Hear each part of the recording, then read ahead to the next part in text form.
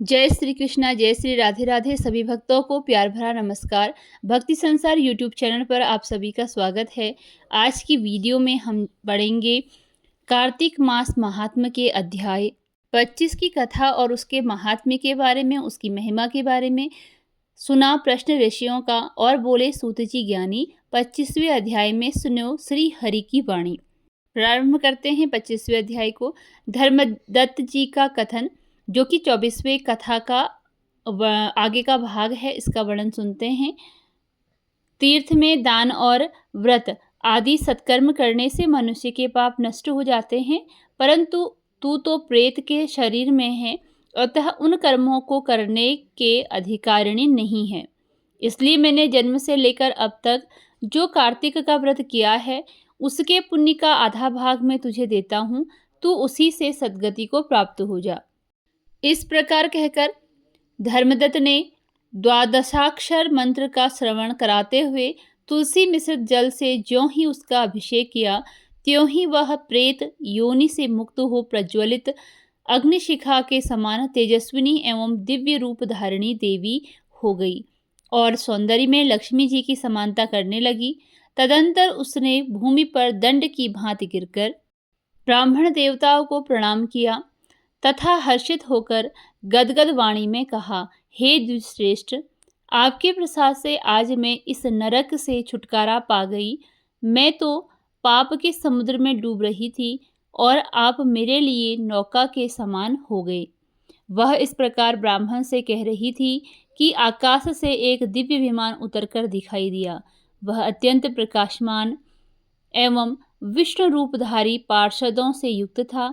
विमान के द्वार पर खड़े हुए पुण्यशील और सुशील ने उस देवी को उठाकर श्रेष्ठ विमान पर चढ़ा दिया तथा धर्मदत्त ने बड़े आश्चर्य के साथ उस विमान को देखा और विष्णु रूपधारी पार्षदों को देखकर साष्टांग प्रणाम किया।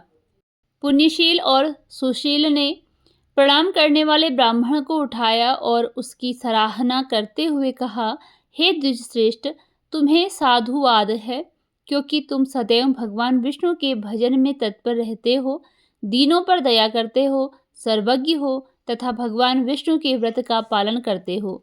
तुमने बचपन से लेकर अब तक जो कार्तिक व्रत का अनुष्ठान किया है, उसके आधे भाग का दान देने से तुम्हें दूना पुण्य प्राप्त हुआ है और सैकड़ों जन्मों के पाप नष्ट हो गए हैं। अब यह बैकुंठ धाम में ले जाई जा रही है। तुम भी इस जन्म के अंत में अपनी दोनों स्त्रियों के साथ भगवान विष्णु के बैकुंठ धाम में जाओगे और मुक्ति प्राप्त करोगे। धर्मदत्त, जिन्होंने तुम्हारे समान भक्ति भाव से भगवान विष्णु की आराधना की है, वे धन्य और कृतकृत्य हैं। इस संसार में उन्हीं का जन्म सफल है। भली भांति आराधना करने पर भगवान विष्णु देहधारी प्राणियों को क्या नहीं देते हैं। उन्होंने ही उत्तानपाद के पुत्र को पूर्व काल में ध्रुव पद पर स्थापित किया था। उनके नामों का स्मरण करने मात्र से समस्त जीव सद्गति को प्राप्त होते हैं। पूर्व काल में ग्राहग्रस्त गजराज उन्हीं के नामों का स्मरण करने से मुक्त हुआ था। तुमने जन्म से लेकर जो भगवान विष्णु को संतुष्ट करने वाले कार्तिक व्रत का अनुष्ठान किया है, उससे बढ़कर न यज्ञ है, न दान और न ही तीर्थ है। विप्रवर, तुम धन्य हो, क्योंकि तुमने जगतगुरु भगवान विष्णु को प्रसन्न करने वाला कार्तिक व्रत किया है। इसके आधे भाग के फल को पाकर वह स्त्री हमारे साथ भगवान लोक में जा रही है। इन्हीं पंक्तियों के साथ कार्तिक माह महात्म्य की कथा के 25वें अध्याय का समापन होता है।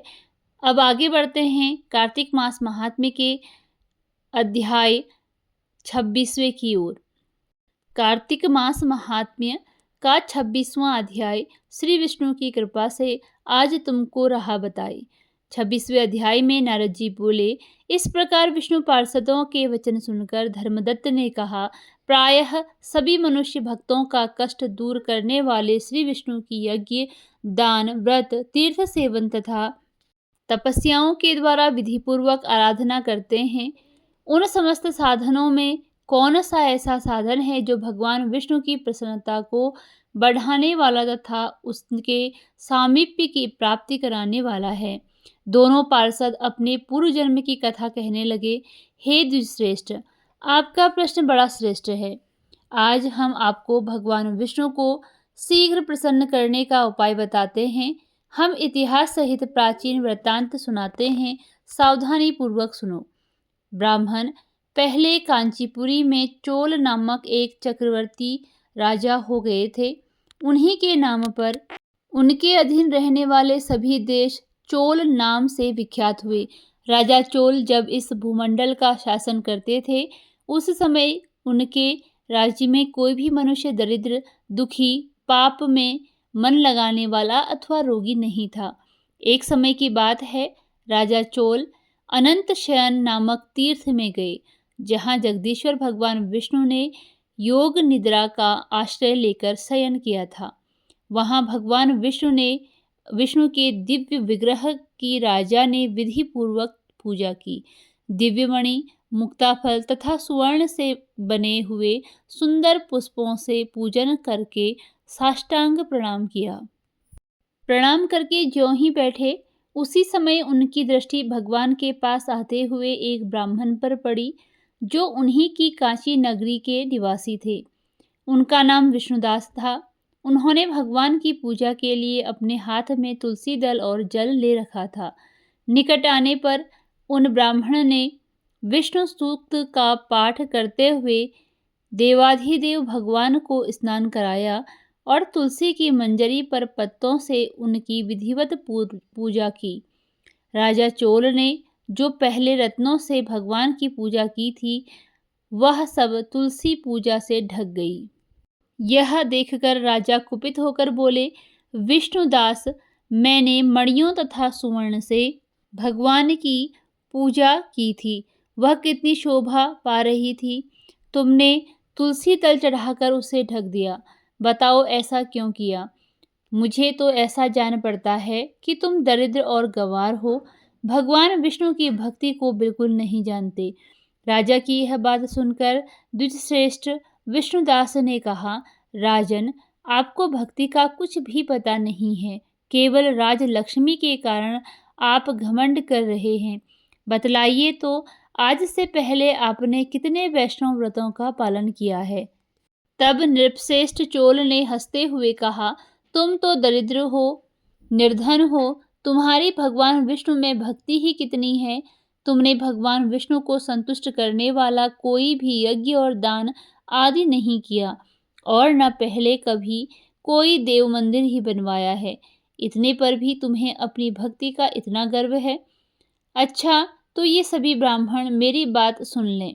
भगवान विष्णु के दर्शन पहले मैं करता हूँ या यह ब्राह्मण, इस बात को आप सब लोग देखें, फिर हम दोनों में से किसकी भक्ति कैसी है, यह सब लोग स्वतः ही जान लेंगे।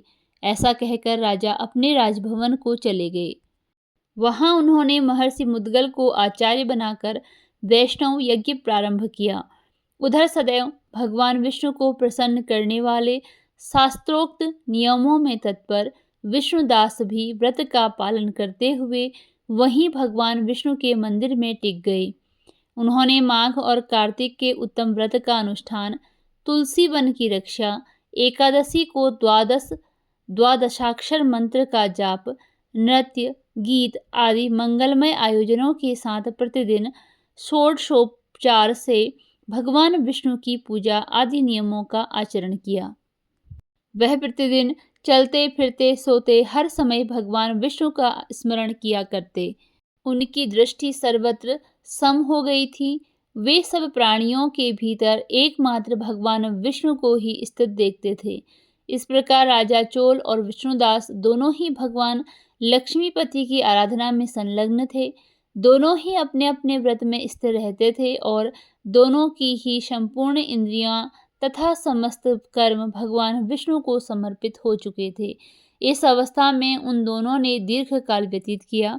इन्हीं पंक्तियों के साथ कार्तिक मास महात्म्य की इस अध्याय का यहीं पर समापन होता है। मिलते हैं अगली वीडियो में इसके अगले अध्याय के साथ। धन्यवाद।